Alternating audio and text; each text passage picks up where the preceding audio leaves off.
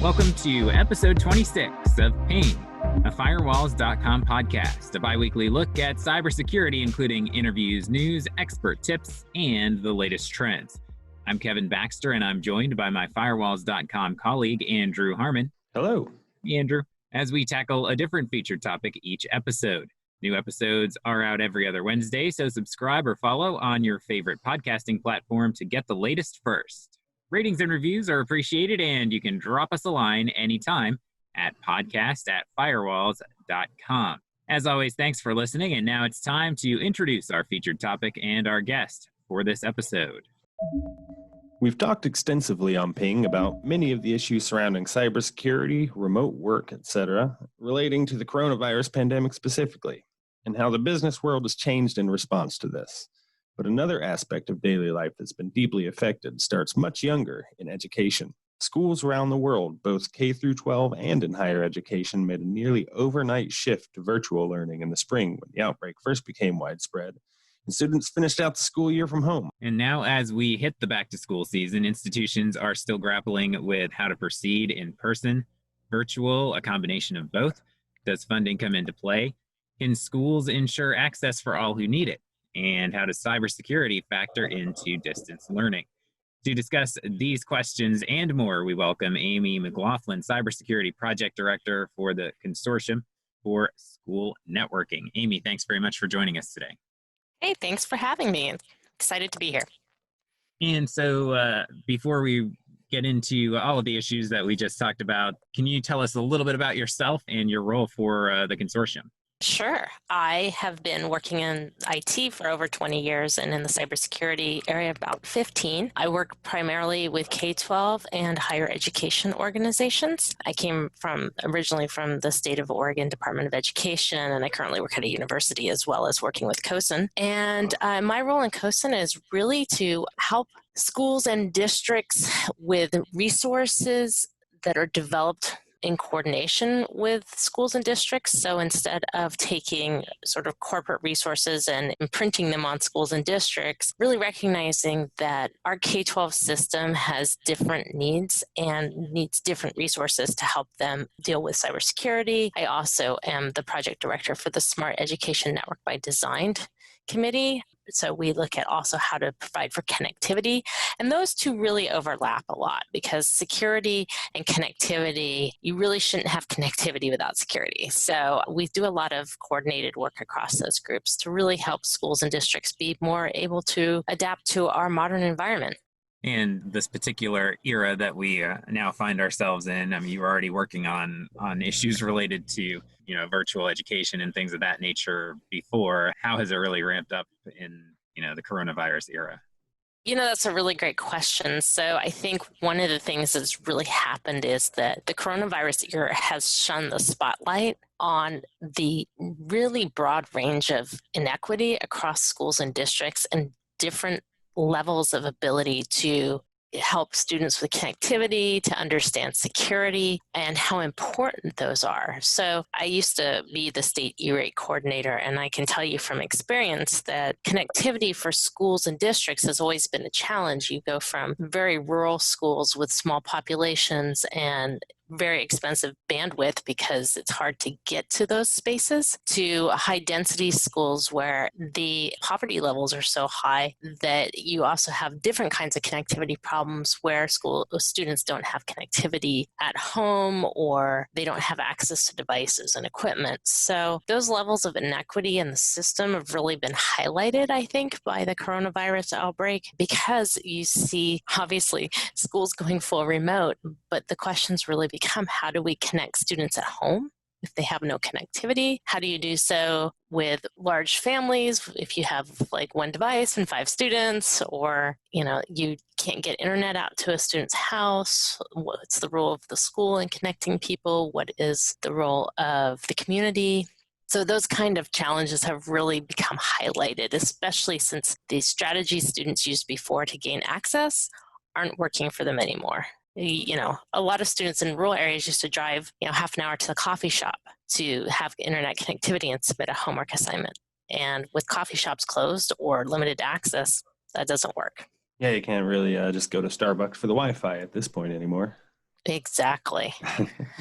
So if you've got students, for example, in this example, going to different locations for a hotspot, so to speak, or to find Wi-Fi that they can access at their home, what additional cybersecurity challenges does that pose, having students connecting to public Wi-Fi and then, accessing into the school network?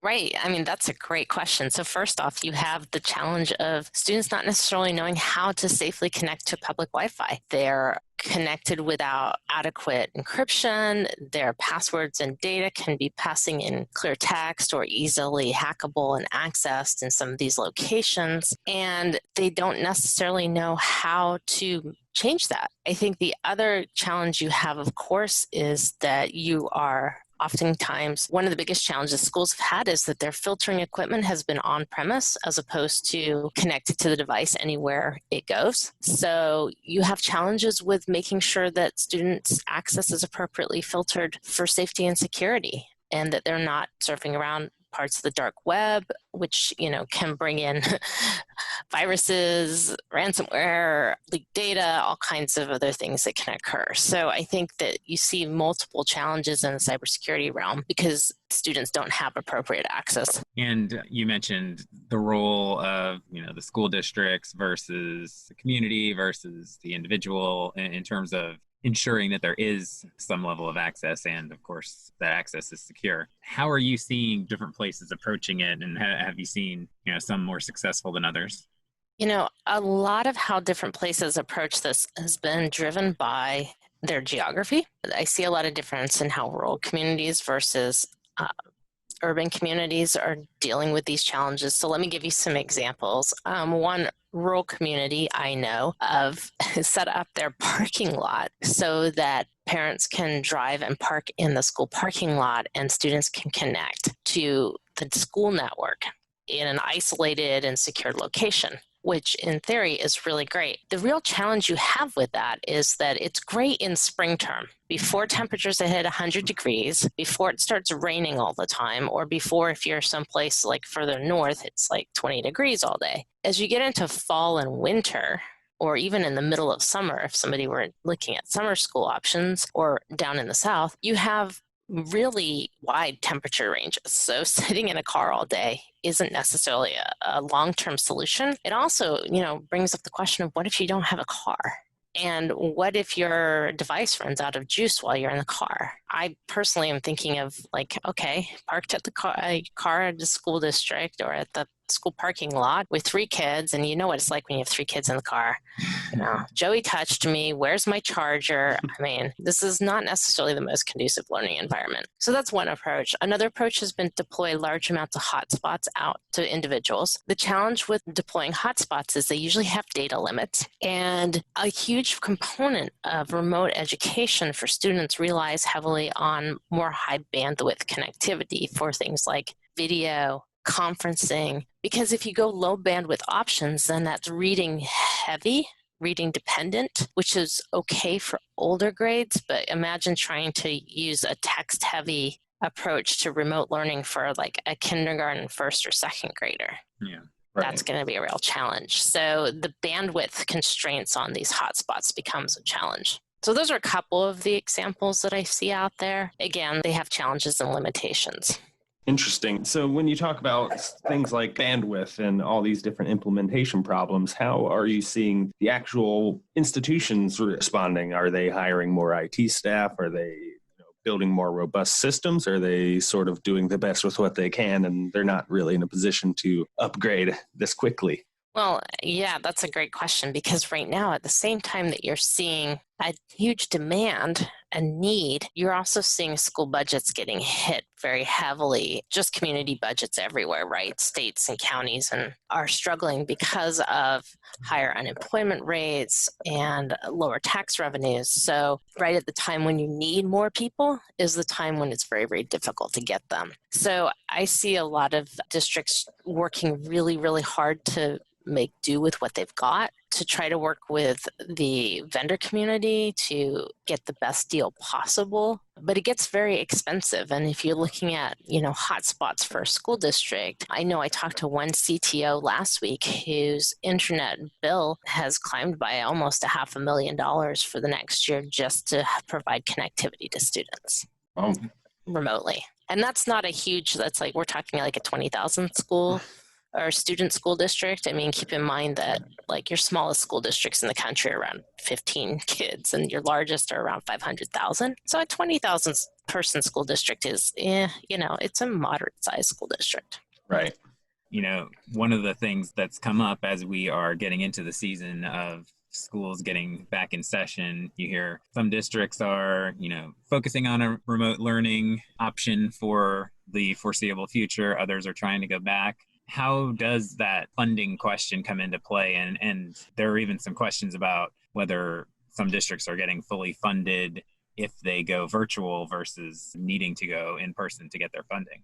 Right. Well, that's a really great question. In the K-12 realm, funding for public schools is largely, at least federal funding, is largely dependent on seat time, right? Attendance. So you have these average daily attendance counts that happen and get submitted as part of the funding process. One of the challenges of remote learning is that it is very difficult to take consistent attendance. One of the virtues of remote learning is that it can be very much accessible when it's right for somebody, right? So instead of going to class at 7 o'clock in the morning, I may be doing my coursework at 7 o'clock at night. But that doesn't fit well in the seat time, attendance-based funding model.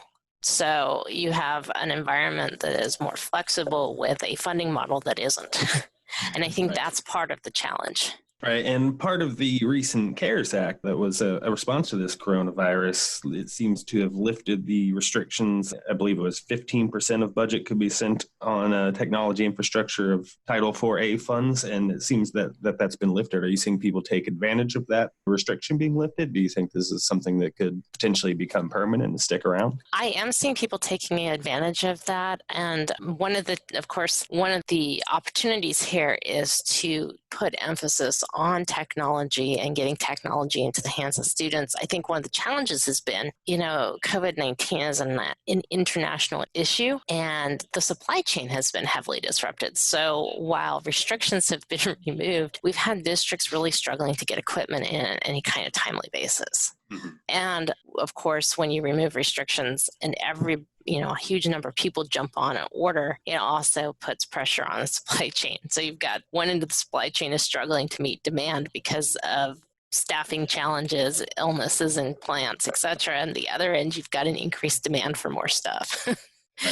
So hopefully at the very minimum, they will leave those open for the foreseeable future while the supply chain clears itself out and we get to a more steady state again.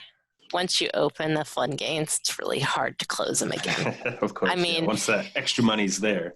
It's similar to like the remote work environment, right? Once you've opened the floodgates that people can produce and work from home, it's hard to close that again.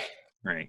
Speaking of what we've talked about a little bit already, the cybersecurity challenge part of this, we know that even last year before we got into the more heavy distance learning environment, schools were targeted with ransomware attacks in particular more than usual. What are you seeing now that virtual learning is so prevalent in terms of cyber attacks on schools? What I've been seeing is a lot of continued phishing attacks and, of course, classroom disruption. We went through the Zoom bombing events of the spring, and not just Zoom, there were other platforms that were getting hit. They've all tightened security in response to that. But I think phishing it's an old standby. It never gets tired. It's still there and people are still using it to gain credentials. There's also continues to be a lot of fraud-based activity where, selling face masks or telling you to go buy gift cards. The gift card one has gone down a bit because obviously there aren't events happening, but the increased fraudulent attempts to sell hand sanitizer and face masks went very high just a couple months ago when those items were hard to find in stores. And I think one of the things we don't talk about a lot in cybersecurity in general, but it's very prevalent in schools, is internal challenges with students. You have millions of smart young people who are working in an online environment, and they haven't necessarily been trained in all the boundaries about what is or isn't appropriate to do online. So, classroom management's a challenge, like behavior management, and then also teaching students not to do things like denial of service attacks or bumping other students offline, or, these are the kinds of things that happen anyways, but I think they're harder to handle in a remote environment. As is incident response, it's much more challenging to handle remotely than it is to run down the hall and figure out which machine is causing the problem and shut it down. Right, and I imagine it's a bit of a difficult challenge if some of the students can use the computers better than the teacher who's supposed to be moderating them. Yes, and they're smart. I mean, I had an interesting conversation with a district technology person. He was telling me that somewhere in the district, they have a student who knows how to manually reboot machines remotely. That can be very disruptive. Right. And so talking about remote learning on platforms like Zoom, do all of the usual protections and rules and burden, I guess you'd sort of say, on the IT department that comes with regulations like the Children's Internet Protection Act, does that all apply to the content of what happens on Zoom as well? Well, that's a really great question. And one of the challenges with one of the ongoing discussions with online formats like Zoom is the role of privacy, right? Because if you have your classroom online, and students can see each other, they see into each other's homes. The question, about recording that environment comes up. What are you showing in that environment, or what does some student show another student? So yes, filtering is, and paying attention to SIPA is really important, but paying attention to FERPA privacy is really important. So you have that balance between how do you create this classroom community where students can interact with the privacy of people being in their own homes or their car or wherever they happen to be to get connectivity. And, what happens if I miss a day? Is my Zoom session recorded? Can I go watch it? Or am I restricted from that because we can't record students being in the class? Right. So there are some real challenges here that districts are working their way through. I'm going to say that I don't think there's a single uniform approach to this, because often it depends on how general counsel interprets the different rules for that district. So it's, there's a lot of different ways that people can choose to implement, but they all raise different challenges. That balance, especially that balance between privacy and then the availability of the educational content and experience. Jumping back to the discussion on, the fact that people are using different devices in different locations, different networks to connect right now, are any districts doing anything in a more uniform fashion in regards to some type of endpoint access or some way that they do have some visibility into some of these outside devices? Yes, some districts have gone to using a cloud-based, agent-based filtering solutions so that they can, and also other endpoint management solutions so that regardless of where the device is on or off the school network, they have access and monitoring capability. And so those districts have been in a better place. Most of the districts that have done that to date, though, were already there. Like they had done that work as part of a previous implementation, maybe for one-to-one, or they were working that direction anyways when COVID hit. I know other districts are now sort of scrambling to catch up and look for those solutions that will serve them in a remote environment. So speaking of these sort of head starts that some districts had, have you seen a difference in response for secondary education where perhaps remote learning was already part of their curriculum? Are they having an easier time with this? I would say very broadly and generally, yes, because you have such a difference also in pedagogy between the elementary years and the high school years. High school is very much sort of college preparatory. It's text-driven. Students are more autonomous. I use that broadly because you have a very wide range of students, but generally speaking, whereas, in your lower grade, students need a lot more guidance, day-to-day interaction. They need somebody to help them, sound out that word or review this concept. And so I think you find that it's a different experience for the higher grades, and they are better prepared. I think the other challenge too that you have is that, for smaller, younger children, they just need more adult interaction in the process. So when they're home, there's a large portion of high school students who are going to be able to function just fine if they're at home by themselves with a computer. Mm-hmm. Not all of them. And certainly, like, a lot of that has to do with maturity. It has to do with impulse control. It has to do with skills one hopes that they've been learning as they go through school. But younger kids need that guidance. And if they have, parents who aren't able to be home with them, or parents who are trying to also work, that's a real challenge. So yeah, I think it is a very different experience depending on age.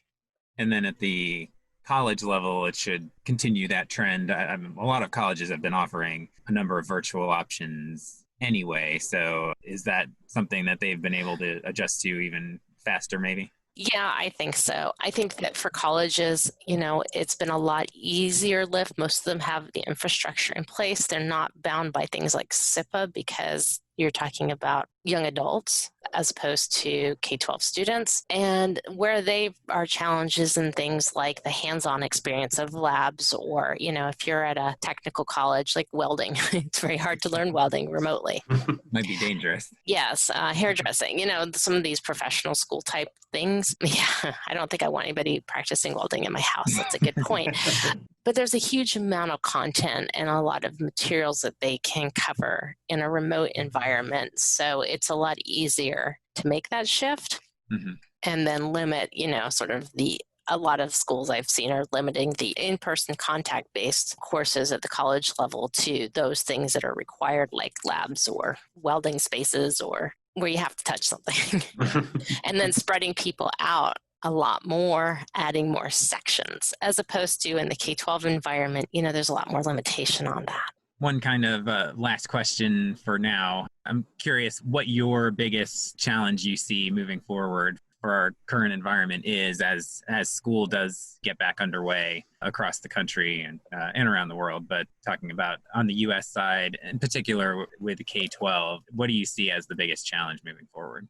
I see the biggest challenge as conquering the digital divide. We are in a state where internet to the house is still seen as kind of a extra. And really, we left that space 10 years ago. Internet to your house shouldn't be an extra. It should be like water and electricity. And I think that COVID has really accelerated and highlighted that. And so I think that the biggest challenge will be conquering that divide, because it is not feasible in a long-term way to expect students to sit in parking lots or to deploy Wi-Fi enabled buses to park in front of apartment buildings so that students can have access. I really think we need to make sure that we recognize as a country that this is no longer an option. It's a utility. So where can people go to learn more about COSIN or any other of these kind of issues that we've been discussing today? So yeah, COSIN has a whole website that is focused on COVID-19 guidance and solutions. Just go to www.cosin.org,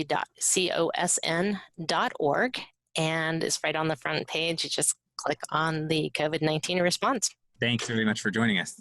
Yeah, thank you for having me today.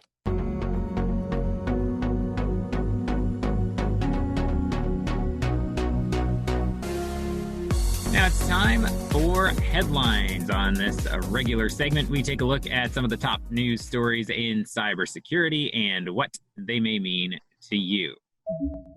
We'll jump right into headline number 1. Decades-old email flaws could let attackers mask their identities. So just when you're starting to get used to the things to watch out for when it comes to phishing and other social engineering email attacks, Wired goes and scares us back away from our inboxes with 18, count them, 18 exploits that could cause a lot more than 18 problems. Right. We spend a lot of time telling people how to prepare for phishing and social engineering attacks. And according to this article, perhaps all that training is worthless if the emails that come to are, at first glance at least, identical to a legitimate one. Yeah. So these are sort of hidden email flaws that you can actually spot, but you'd really have to be paying a lot of super extra attention, diving pretty deep into your emails every time you open one to make sure that it's okay. Right. And so these evasive exploits, as Wired calls them, basically lets attackers send emails from the exact same email address. So it's not a matter of perhaps the O is a 0 or the I is a 1. This is an exact one-for-one match to the from field in some of these exploits. Yeah, this is a study presented through the recent Black Hat Security Conference. It looks at the three protocols used in email sender authentication: the Sender Policy Framework, SPF, Domain Keys Identified Mail, DKIM, and Domain-Based Message Authentication Reporting and Conformance, DMARC, and found 18 of those instances of the evasion exploits. And the protocols are not the vulnerabilities, but rather how different email services and applications actually use those protocols. As you said, attackers can use them for spear phishing pretty effectively.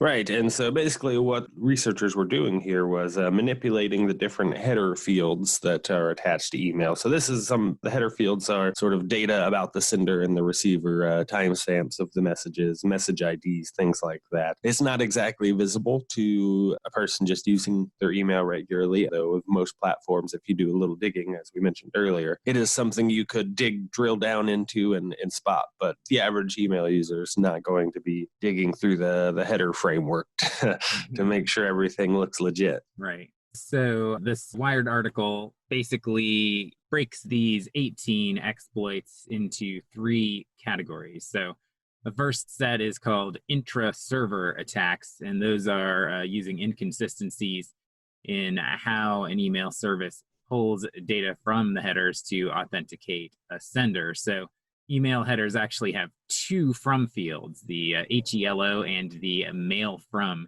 field. And if you use different authentication mechanisms, you can reconcile those fields in different ways. So the example that the article gives, there could be a version of this implemented to interpret an email address that begins with an open parentheses as an empty mail from field, which would then kick the from field over to the HELO field instead. Then you could manipulate what you put as the from field there.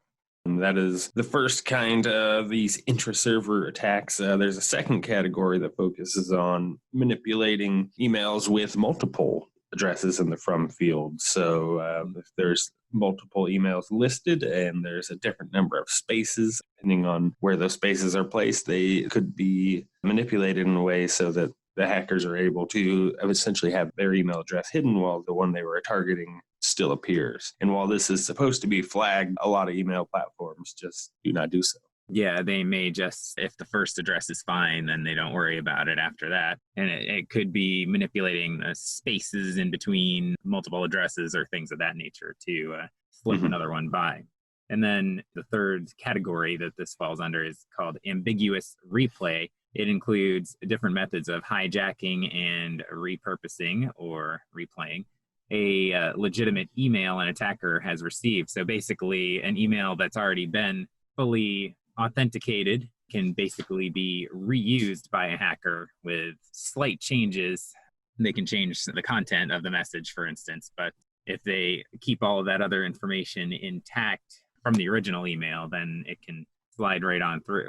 Yeah, and as long as the original header and body from that authenticated email are in some way, shape, or form on the email, so it could be hidden in even an attachment. As long as that original message and header is still intact, the authentication will not double check. And so attackers could insert their own body and subject and even from field. And as long as they were somehow able to preserve the pre-authenticated data, their message would go right through. Yeah, so I mean, this is kind of scary to think about because there are usually some clues to a spear phishing email, spam email, where somebody who is taking their time looking through each message can spot something that's not quite right and flag it that way. The same thing with the actual email service might be able to spot those. But if people manipulate messages in this fashion and are very careful about how they put together whatever email that they are attempting to social engineer with, almost impossible to spot. I'm thinking if we have any sort of advice or security tip for this one, and I'm not sure we do unless you want to check the header data of all your emails. Yeah, I mean, I think the tip is still just to question everything, basically. And if you do have any reason to have a little bit of pause about a message that comes to you, then that's when maybe you do open up that header field, or maybe just authenticate it on your own separately. Yeah, pick up the phone and give them a call. Do it the old-fashioned way, or email the person on a separate thread, just to make sure that whatever is being asked is actually legitimate. So right. The researchers found 10 email providers and 19 email clients that were vulnerable to one or more of these 18 attacks, including all of the popular ones, basically. Yeah, all the ones you use. Gmail, iCloud, Outlook, Yahoo Mail. So the researchers notified all of the companies of their findings, and many of those companies awarded them bug bounties and either fixed the issues or are working on them, according to Wired. Microsoft told the researchers that attacks involving social engineering are out of scope for software security vulnerabilities. This one might not be fully social engineering at this point, but all right. And Yahoo has taken no action as of yet, according to the piece. So just one of the versions of email providers. Wired does have a little tip for how to inspect an email to see some of these header fields. You open the message you want to inspect in Gmail, click on More. That's those 3 vertical dots next to Reply in the upper right-hand corner. Select Show Original, and then the unsimplified original email will open in a new tab. But again, if you start to get comfortable with doing that, the piece also does have a little reminder for you that even if you do go through all of those granular headers, if you don't know what you're looking for, it might not look bad. Right. I sure wouldn't. On to headline number 2. GandCrab ransomware hacker arrested in Belarus. So Belarusian authorities have arrested a man alleged to have extorted more than 1,000 victims with a GandCrab ransomware in 2017 and 2018, demanding payments of up to $1,500 in Bitcoin from each victim. Interestingly, we've talked lately on our cyber threat reports and things of that nature, how people are getting much more targeted and, doing some research and really pinpointing a target, tailoring their messages to those targets. Well, not this guy. No, not this guy. This 31-year-old gentleman apparently went with the more classic, the spray and pray, or the spam and jam, or do we have another good word for another good phrase for that? I don't know. Oh boy, flop and bop. I'm not sure. I'm sure we'll come up with a few as we go on. Yeah. So basically just sending out a bunch of malicious emails around the world and waiting for whatever returns to come in, whoever happens to be reeled in by the phishing emails. Yes, and authorities say that a lot of the countries involved were the most notable, India, US, Ukraine, UK, Germany, France, all the big players on the world scene that you'd expect to be targeted here. This fellow did not apparently ever have a job, so he made all of his money as a career cyber criminal doing this, and I assume some other scams along the way, but notably, he actually did not create GandCrab. He was just a guy using the service. Yeah, the piece that we're working off of from the Sophos Naked Security blog points out that GandCrab was commonly referred to as a ransomware as a service. So basically a cloud-based ransomware distribution and money collection racket was basically being run here, except this cloud was on the dark web. So I guess it was a dark cloud rather than a nice white puffy cloud. It's a rain cloud. Yeah. It's surprising sometimes to realize just how professional and organized cybercrime has gotten these days. Yeah, if you don't have any direct involvement with it, a lot of people have no idea. You may have heard the term the dark web before, but you don't realize how much is there and how easy it is to participate if you if you are so inclined. Yeah, and when you get on there, it's not just old broken websites and kids sitting in their basements with their hoodies on. It's there's cloud platforms, as you said, ransomware as a service, people buying and selling all sorts of malware. So it's quite a marketplace. It is. A marketplace is a good term for it. So the process of this cloud-based services, you go on to the service, download a unique sample of the malware, and then process payments from victims whose files were affected. So this person would have been a kind of middleman in the process. He's not the one who created the malware, and he's not the one actually, collecting all of the money, but he's getting it out there for people to unfortunately become victimized by. Yeah, and the article sort of explains that this setup is a lot like the App Store or the Google Play Store, where they put out these services and you can use them, and there's a 70-30 split. So basically, whoever makes this ransomware, they kind of create it, put it back out there, and give you the tools to use it, and then they collect their 30% premium. And I don't know if there's a customer service aspect they have to go on with or not, but it seems like a fairly easy setup on their end. GandCrab, as we may have talked about before, I know we've brought this one up before, but it was a cloud-based service, and we do say was because it was shut down in 2019 by the actual operators, and they claimed that their affiliates had brought in about $2 billion, and this piece actually has a quote from those operators.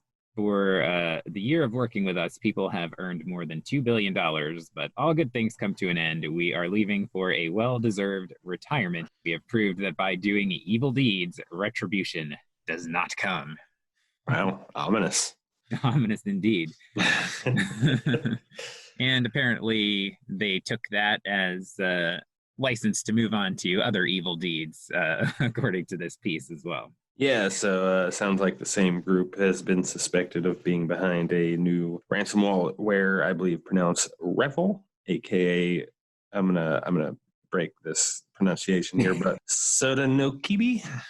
Yeah, and that's a good effort at least. Yeah. Yeah, I'm sure somebody out there just scoffed. A short-lived retirement, apparently, for the GandCrab creators, and we'll see what happens with our 31-year-old suspect here and what kind of punishment he would get, because, as we said, he's not the creator, but he was an active participant, and if you're talking about more than 1,000 people, with the smallest number being $400, I think doing some math, that adds up to a pretty good amount of money. Yeah, he wasn't the creator, but he was the top salesman. On to headline number 3. Now, this one's kind of broken up into a couple of headlines because we did a couple of stories in our last episode that were sort of developing to some degree, and there have been developments, shockingly, since we were on. So let's start with the Twitter hack story. This was a big story in the news in July. And a follow-up to that one, a Tampa teenager was arrested for his role in the attack, called the Mastermind of the attack. And he has pleaded not guilty. So 17-year-old Graham Ivan Clark of Tampa, Florida, was arrested just a couple of days after we released that episode. And again, being referred to as the mastermind of the attack, but a lot of charges associated with this one. What a strange story this has developed into. One of the biggest hacks in the history of cybersecurity. You got Obama, Elon Musk, Bill Gates, and one, it turns out to be a kind of lazy cryptocurrency scam, and then you find out there's a high school age kid behind it all. Yeah, he's charged with 17 counts of communications fraud, 11 counts of fraudulent use of personal information, and 1 count each of organized fraud of more than $5,000 in accessing computers or electronic devices without authority. And as you said, I mean, in different hands, somebody who had gained this level of access could have done so much more damage. Luckily, it was just a Florida man. 2 others were also arrested in connection with the attack. Mason Shepard, 19, of the UK, and Nima Fazeli, 22, of Orlando. They were also separately charged last week in a California federal court. Yeah, so 2 Florida men and 1 UK man, but all very young, 22, 19, and the mastermind being 17. Just to recap a little bit more, the tweets basically offered to send $2,000 for every $1,000 somebody would send to an anonymous Bitcoin address. A very, very basic scheme. It's amazing they got anybody to actually go for it. I'm about to say, I don't think anybody's fallen for the double your money scheme since the 90s, but... Yeah, the Nigerian princes kind of took care of that one, I thought. But well, maybe they didn't know because they weren't born in the 90s. That's possible, yeah. So Twitter has said the hacker gained access to a company dashboard that manages accounts by using social engineering and spear phishing smartphones to obtain credentials from a small number of Twitter employees to gain access to their internal systems. So it's interesting that Twitter has said that it was not just one person that was affected. One of the things in our story that we had worked off of in our last episode was sort of speculating that it could have just been one person who was maybe disgruntled or targeted. Otherwise targeted, yeah. Yeah, but apparently covered some extra bases here by getting more than one employee involved. Right. The other interesting piece of this one is, you think of this is a crime that spanned the world. So definitely would fall under a federal type of jurisdiction. But the Hillsborough County, which is where Tampa is located, their state attorney, Andrew Warren, said his office is prosecuting Clark in state court because Florida law allows minors to be charged as adults in financial fraud cases when appropriate. Yeah, he's right on the cusp there. So I figure send it to the Florida court or, stall a year or two. I'm not sure if you can wait until someone turns 18 to charge them as an adult. I'm not sure of the legality of that. Yeah, so the federal government, usually there are fights over jurisdiction, but in this case, I think the federal government wants whoever is responsible for this to get the highest level of penalties, and apparently Florida offers that over any kind of federal penalties that this individual could receive. He has pleaded not guilty, and his dad says his son is surely innocent. Well, we'll take him at his word and just call it quits, I suppose. And so part 2 of our update piece here is, in our last episode, we covered a reported ransomware attack affecting Garmin that purportedly involved WastedLocker Ransomware. And reports have continued to come out since then that Garmin did, in fact, pay millions of dollars to the individuals responsible to get their files unencrypted. So that story is not going away. Garmin was sort of trying to make it seem like that maybe didn't happen, but it looks like that did happen.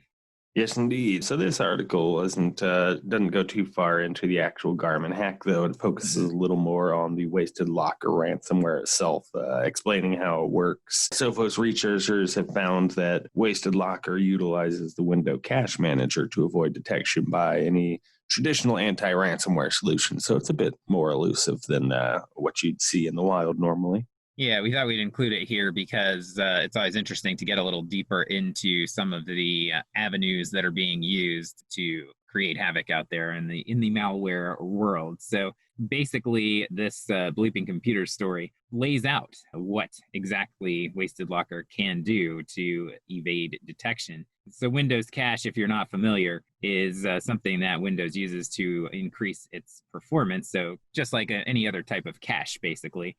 Commonly used files or files specified by an application are read into and stored in the Windows cache, which utilizes system memory. So pops up files a little bit faster, and applications move a little bit quicker too because they know that they're coming, basically. Yeah, it's sort of like just having the files waiting on standby rather than having to go all the way back to the shed to find it on the shelves and bring it out. Mm-hmm. And so what WastedLocker does is it will actually encrypt the files in the Windows Cache Manager rather than on the system itself. And as these files on the cache manager are changed, they are considered dirty. And when enough of this data becomes quote unquote dirty, the cache manager actually rewrite those changes back onto the original files, just for consistency's sake, I suppose. Yeah, it actually seemed a little backwards of a process to me for how it works. Why would something that gets changed in the cache, why would that want to mess with the other version? But especially if it's called dirty. That dirty just sounds not good to me, but whatever. Yeah, you'd think it would be the opposite way completely, where the original stays preserved in its original format, whereas anything on the cache manager would be temporary changes. Yeah. So when those files do become dirty, then when that rewrite is happening from cache manager to the original files, that runs as a normal system process. So security software will see the writing of that encrypted data from an allowed and legitimate Windows process instead of what the behavioral-based safeguards are normally looking for.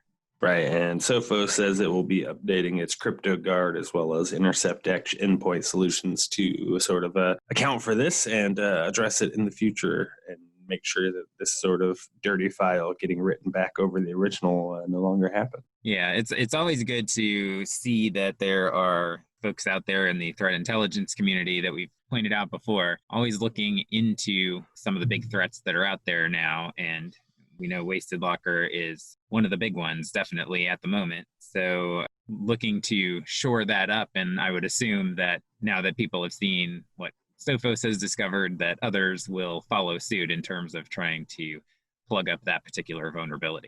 Thanks for listening to this episode of Ping, a Firewalls.com podcast. And thanks again to Amy McLaughlin for joining us. Check out the links in the description for more information about everything we discussed in this episode.